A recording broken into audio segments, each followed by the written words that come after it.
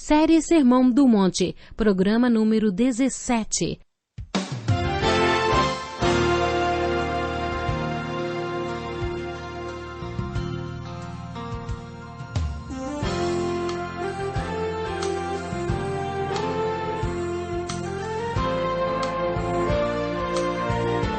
Vivemos em um mundo onde a onda de terror e desastres tentam roubar a nossa paz, onde o mal sempre está tentando prevalecer. Mas vemos pela palavra de Deus desde o Antigo Testamento que o cuidado de Deus para com aqueles que o temem e o buscam é muito real e permanente. Fique atento a mais um programa Encontro com a Palavra. Aqui apresentamos a palavra de Deus como resposta a todas as mais difíceis questões da vida. Agora com você, Pastor Edson Bruno.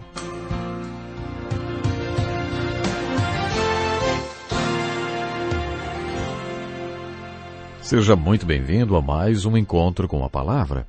Vamos finalizar a mensagem iniciada no programa anterior, quando comentamos o significado da oração do Pai Nosso. Tudo que nos diz respeito, até mesmo os mínimos detalhes, é importante para Deus. Por isso devemos nos dirigir a Ele como Pai. Algumas pessoas têm dificuldades em se dirigir a Deus como Pai, porque seus pais terrenos não foram ou não são bons pais. Eles são rudes ou não demonstram cuidado e nem amor. Às vezes esses pais estão muito aquém do que um pai deveria ser.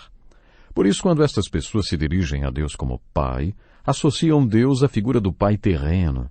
Desta forma, devemos nos dirigir a Deus como Pai Nosso que estás nos céus. Ele é o Pai perfeito. Ele é o Pai que você sempre sonhou e desejou ter. Devemos nos dirigir a Ele como Pai que está nos céus. Aí, nossa primeira petição é que o nome dele seja santificado ou reverenciado. Você se lembra da oração que Jesus fez registrada no capítulo 17 de João? Ele orou pelos apóstolos pedindo ao Pai que os abençoasse, porque ele tinha manifestado o nome de Deus a eles. Com isso, Jesus quis dizer que tinha revelado Deus para eles. Tinha revelado a essência de Deus e do seu caráter. Jesus mostrou que Deus é amor e que eles eram amados de maneira incondicional e que deveriam amar de maneira incondicional também, para que Deus expressasse o seu caráter através deles. Esta é a ideia do primeiro pedido da oração que Jesus ensinou. Santificado seja o teu nome. A próxima petição é: venha o teu reino. O reino de Deus não é um conceito complicado, mas é mais fácil de ser compreendido por quem vive em uma monarquia do que por aqueles que vivem em um sistema presidencialista. Um rei governa sobre um domínio e esse domínio é chamado de reino. O conceito de que Deus tem um reino significa simplesmente que Deus é um rei e, como Rei dos Reis e Senhor dos Senhores, ele governa sobre um domínio neste mundo. O Velho Testamento conta que Deus desejou que houvesse um reino aqui na terra sobre o qual ele governasse. Estamos falando da nação de Israel. Você conhece a história do Velho Testamento e sabe que nos dias do profeta Samuel, a nação de Israel não quis ter Deus como seu rei. Eles procuraram Samuel e anunciaram que queriam mudar aquela situação.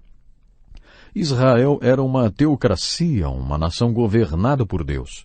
Tudo o que Deus precisava era de um homem como Moisés, que subisse no Monte Sinai, na presença dele, para interceder pelo povo, e depois descesse com uma palavra de Deus para o povo. Quando este homem subia a montanha, ele era um sacerdote. Quando descia, era um profeta. Esse sacerdote profeta era o tipo de líder que Deus precisava para governar este reino na terra, organizado geográfica e politicamente. Mas o povo não queria mais isso. Eles queriam seus próprios reis, e foi isso que Deus lhes deu. Esses reis os levaram a todo tipo de dificuldades. Depois dos cativeiros e de 400 anos de silêncio, vieram João Batista e Jesus pregando as boas novas de que Deus queria ser rei novamente.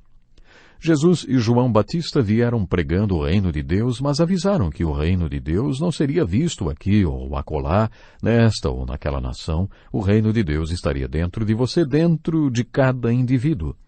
Você vai permitir que Deus plante a bandeira da rendição no seu coração? Você quer se tornar um dos súditos de Deus?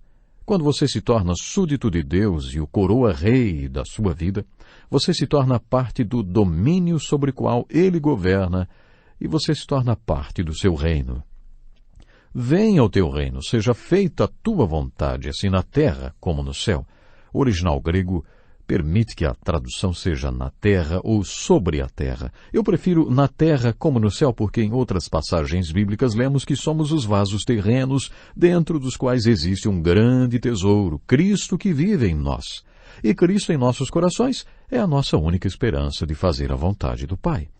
Creio que este ensino, encontrado principalmente na segunda carta de Paulo aos Coríntios, capítulos 4 e 5, endossa o ensino deste pedido. Venha o teu reino, seja feita a tua vontade, assim na terra como no céu. Depois de fazer os pedidos providenciais, podemos fazer os pedidos pessoais. Dá-nos hoje o nosso pão de cada dia. Observe a ênfase dada no pão de cada dia. Para aquelas pessoas que estão passando por um tratamento de recuperação do alcoolismo, por exemplo, esse conceito é muito importante. Elas não conseguem pensar em ficar sóbrias por um período de 1 ano.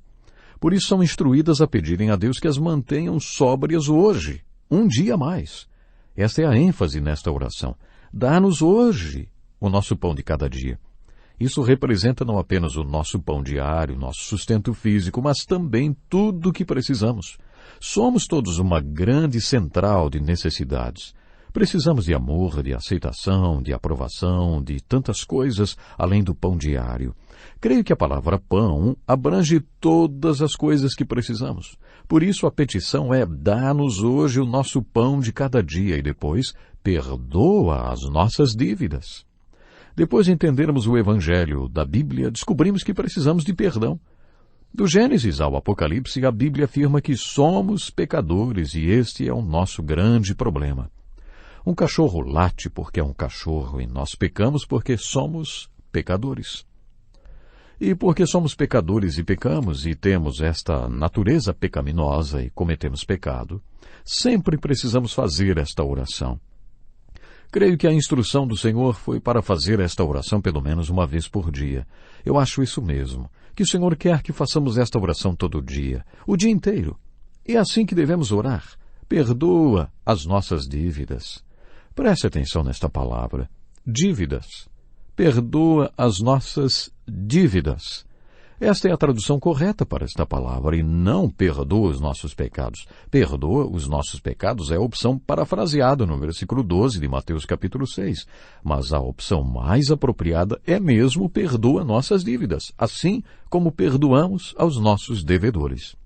A próxima petição é: e não nos deixes cair em tentação. No primeiro capítulo da carta de Tiago, lemos o seguinte: Deus não pode ser tentado pelo mal e a ninguém tenta. Por que então oramos não nos deixe cair em tentação? Se estivermos sendo guiados por Deus, não vamos chegar ao ponto de nos confrontar com a tentação. Preste atenção no que a Bíblia fala sobre tentação. O conceito que vemos em toda a Bíblia é o seguinte: você não é uma fortaleza. Por isso, não se faça de forte diante da tentação, achando que depois pode sair correndo, pedindo a Deus que lhe dê um escape. Muita gente não entende direito o versículo 13 de 1 Coríntios 10, que diz: não sobreveio a vocês tentação que não fosse comum aos homens. E Deus é fiel. Ele não permitirá que vocês sejam tentados além do que podem suportar. Mas, quando forem tentados, Ele mesmo lhes providenciará um escape para que o possam suportar. Você se lembra deste versículo? Muito bem. Agora leia o versículo seguinte do capítulo 10 de 1 Coríntios. Diz assim: por isso, meus amados irmãos, fujam. É isso que a Bíblia ensina. Não somos uma fortaleza, por isso devemos orar todos os dias para que não sejamos tentados. Vocês se lembram que quando Jesus foi orar no jardim, os apóstolos não puderam ficar nem 1 hora mais acordados orando? Jesus passou a noite toda acordado, vigiando em oração. E quando Jesus os encontrou dormindo, disse-lhes mais de uma vez que eles deveriam ficar orando para não cair em tentação. Se você realmente soubesse o que é a tentação e como ela é forte, estaria orando constantemente. E não nos deixes cair em tentação. Eu não acredito que Deus se agrade de nos ver em situação comprometedora diante de uma forte tentação. Creio que a vontade de Deus é que reconheçamos e confessemos, sim, que nossa fraqueza para que a confrontação com a tentação seja evitada. Devemos construir cercas que nos protejam da tentação, que sejam paredes de concreto bem largas. Como vimos no capítulo 5, em relação à tentação e ao pecado, Jesus falou: se o seu olho direito o fizer pecar, arranque-o e lance-o fora. É melhor perder uma parte do seu corpo do que ser todo ele lançado no inferno. E se a sua mão direita o fizer pecar, corte-a e lance-a fora. É melhor perder uma parte do seu corpo do que ir todo ele para o inferno. Como já comentamos, Jesus estava dizendo que tudo que o leva à tentação, o que você vê com os seus olhos, o que você faz com as suas mãos, onde você vai com os seus pés, se qualquer uma dessas coisas o faz pecar, então não olhe, não faça e não vá a lugares onde você será tentado. Talvez seja nesse sentido que a última frase da oração do discípulo deva ser compreendida. Livra-nos do mal. Como Deus nos livra do mal? É claro que é através do poder do Espírito Santo. Aquele que está em vocês é maior do que aquele que está no mundo. Mas existem algumas questões bem práticas sobre o livramento de Deus. Talvez esta fórmula de livramento do pecado e da tentação encontre-se bem aqui. Se o Senhor está nos livrando, então não seremos tentados. Nesse sentido, o Senhor nos livrará do mal, ou do maligno, conforme outras traduções. Muito bem, estas são as 7 petições que formam uma oração modelo. Eu gostaria que você acompanhasse comigo agora a leitura desse trecho aqui, esse trecho da Bíblia Sagrada. Diz assim: quando jejuarem, não mostrem uma aparência triste como os hipócritas, pois eles mudam a aparência do rosto a fim de que os outros vejam que eles estão jejuando. Eu lhes digo verdadeiramente que eles já receberam sua plena recompensa. Ao jejuar, arrume o cabelo e lave o rosto, para que não pareça aos outros que você está jejuando, mas apenas a seu Pai, que vê em secreto. E seu Pai, que vê em secreto, o recompensará.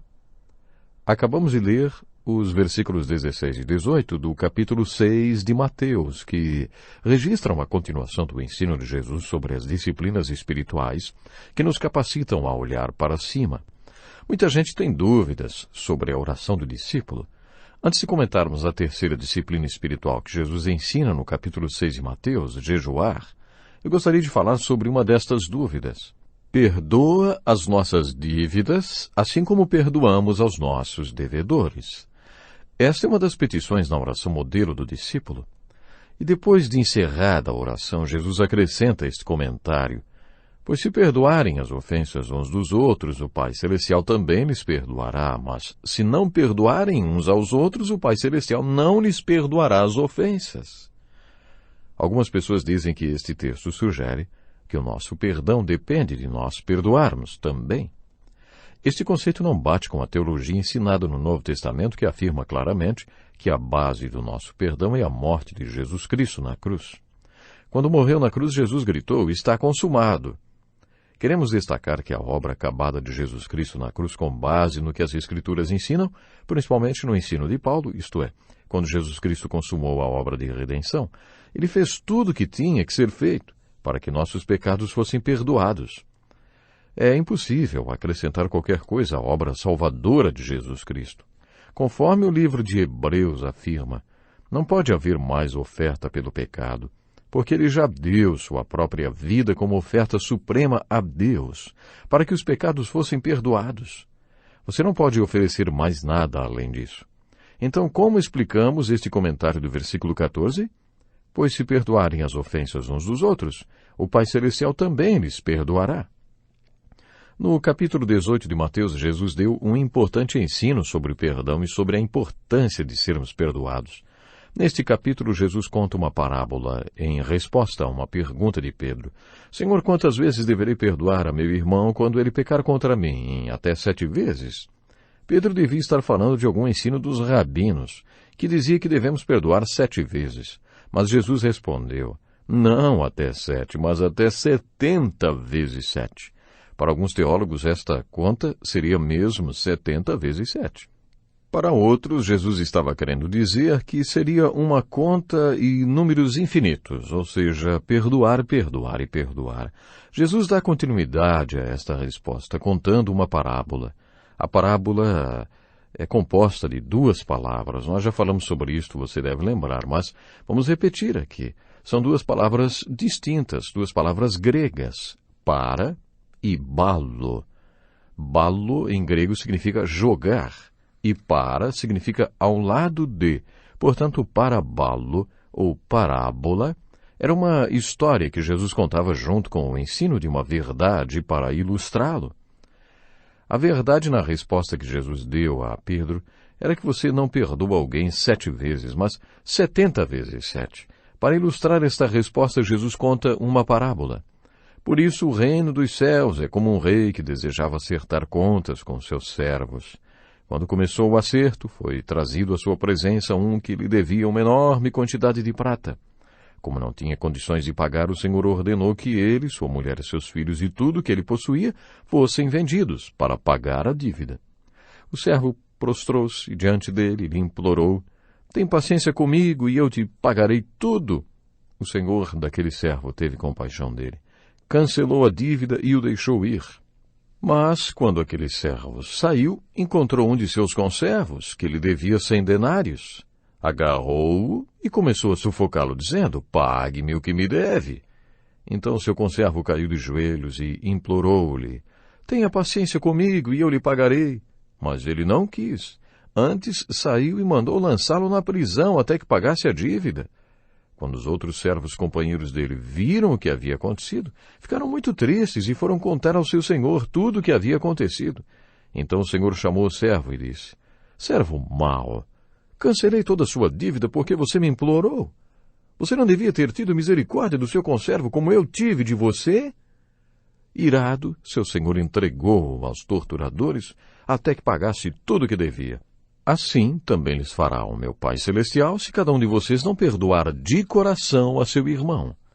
O ensino desta parábola é claro. Existia uma enorme dívida que foi cancelada quando o devedor implorou por misericórdia. Depois que a dívida foi cancelada, este mesmo devedor se encontrou com alguém que lhe devia uma quantia bem menor, mas quase o sufocou, exigindo o pagamento imediato e total da dívida. Como o pagamento não pôde ser feito, ele jogou na prisão aquele que lhe devia uma pequena quantia. Quando o homem que perdoou a enorme dívida ouviu essa história, exigiu que seu devedor perdoado se apresentasse diante dele e lhe disse: "Amigo, acho que você não entendeu nada. Eu cancelei a sua dívida, que era muito alta, e você não cancelou uma dívidazinha do seu irmão? Agora mudei de ideia, e também vou jogar você na prisão." Esta foi a parábola que Jesus contou para ensinar uma verdade. Ela possui uma aplicação bem clara. É assim que meu Pai dos céus vai tratar a cada um de vocês, se vocês não perdoarem de coração o seu irmão. Quando você recebe a Cristo e o seu perdão, quando você crê que é salvo, é como se uma enorme dívida fosse perdoada. Todos os pecados já cometidos até aquele ponto da sua vida são perdoados. Agora, se você realmente crê que sua enorme dívida de pecados foi perdoada, perdoaria alguém que pecou contra você? A lição é evidente. Claro que sim, você perdoaria. Na verdade, essa história vai um pouco mais além. Se você não perdoa, provavelmente ainda não entendeu que já foi perdoado. Provavelmente você não perdoa porque não crê sinceramente que já foi perdoado.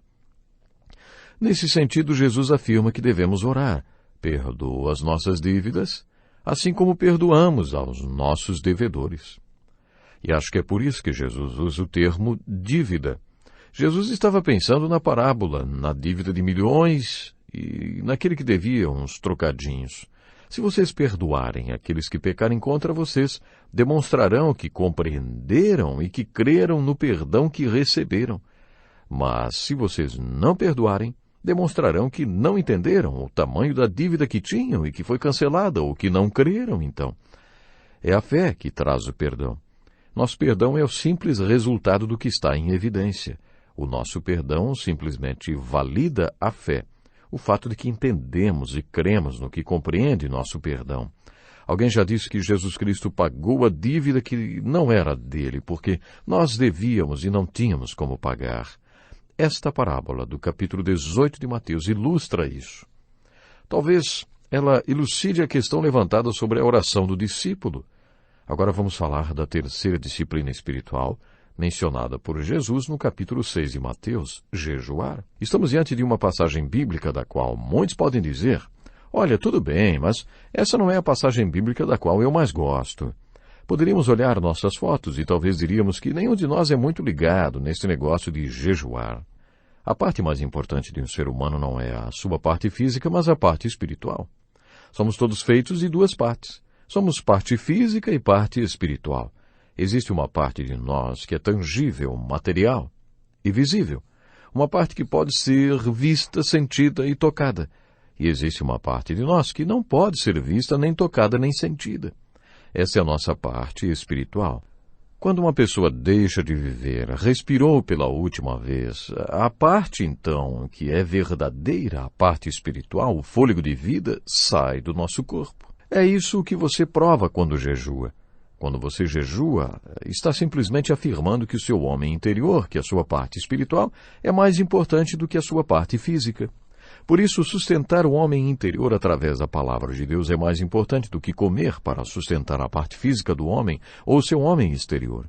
O homem não vive só do pão que come.